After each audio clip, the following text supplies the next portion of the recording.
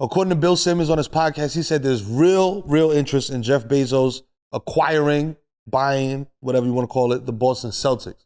Whoa. You know what I'm saying? First of all. Second of all, as a player, what do you think about this? You know what I'm saying? And as a fan, what do you think about this? As an entrepreneur, as a business owner, what do you think about this? And from a player's perspective, what makes a team owner a good team owner? I don't always have the answers, though. I give you perspective. I don't have.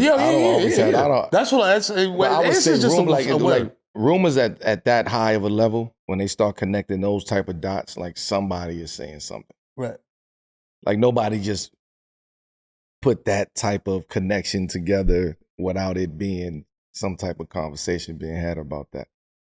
So if we hearing about it, and some things, if we hear about it, right, like do your own research. It would have been like Britney Spears is buying the Celtics, and it's like, all right, bro, you bugging. I don't know. Yeah, I'm not mad at it. I just look at it from the positive side. Jobs, job creations. If they're gonna, you know what I mean? If they're gonna do that, I look at just the market, the city of Boston.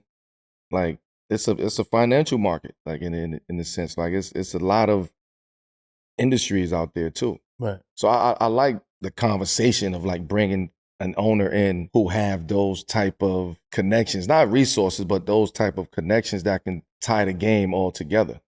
If they're going to do something that really makes sense. And I doubt if it, they don't do a deal like that without it make sense. Right. So it's a lot of upside to having somebody like Bezos. If Bezos was to buy the Celtics, what would make, let's say, like, you know what I'm saying, free agent Melo is looking for, like, you always say, like a good situation. Yeah. What would Bezos have to provide as an owner for you as like a top free agent? What he not going to provide, though?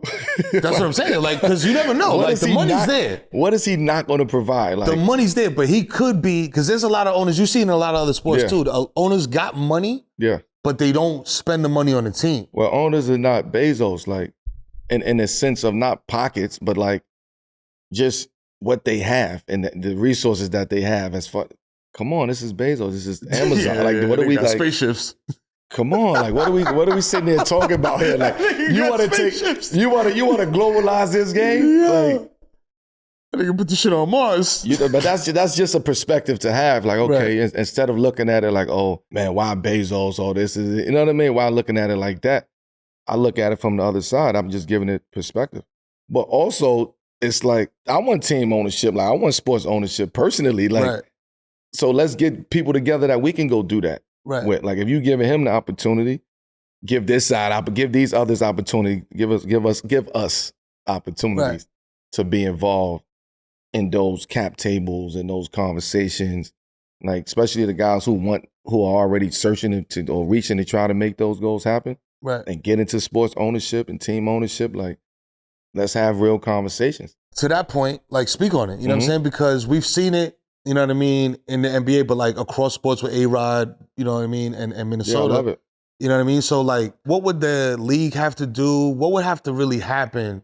Would it have to be a culture shift? What would it have to be for something like you and Bron, let's say you, Bron, and D-Wade getting together and saying, yo, we're going to buy, like, because D-Wade's already doing it in Utah, saying, yo, the three of us are going to get together and we are going to be full owners of X franchise. I would love it. Like, I would love it. You know what I'm saying? Like, that's how you create what they talk about generational. You get what I'm saying? That's generational. That's legacy. If we can do that. You get what I'm saying? So, it's like, I don't know how. You know, because I'm open. I don't know how open they are. Everybody got their own situation. You get what I'm saying? I'm out there trying to raise money now. Trying to raise money with my sports fund and like really, you know, I didn't travel the world, Japan and this place and that place to go fundraise. And it's hard to raise money. You get what I'm saying? Yeah. And most people are, oh, you got the money. No, it's hard to raise money and getting people to understand what sports is, right? Yeah. And there's so much money being spent into sports and people really don't understand it. People really don't understand sports. And do you feel like the market is saturated, bro? Because no, we're not even touching no market. Like this is a small piece of sports globally. A small piece in the grand scheme of things. This is one market. Boom. This is that's the market right there. That's North America. They control basketball. But it's like they going global with it. So while we were taping, a source came out and said Bezos has zero interest in the Celtics, but would like to expand in Seattle. See? So, Ooh. but but the point is, Ooh. it's that through line of like ownership. Right. I want to own. Like yeah, we probably threw y'all off with the Boston Celtics, so I can come back and say I want Seattle. Like it's some. This is business we talking about here. Yeah. This is business. But Boston may be open at the time. Right. You get what I'm saying? There may be slots open or opening up for Boston, in the future or now in the future. So who knows who's going to get in there? Right. So as a player, you know what I'm saying, from the player perspective, how do you feel about that? Like if Bezos says, I bet, you know what I'm saying, I got unlimited funds. Y'all see me send rockets to Mars every 2 weeks. I'm going to start a team in Seattle. Mm-hmm. How does a player feel about that? Because, there's a whole situation that comes with that. I'm going to let you explain that because I'm not versed in that.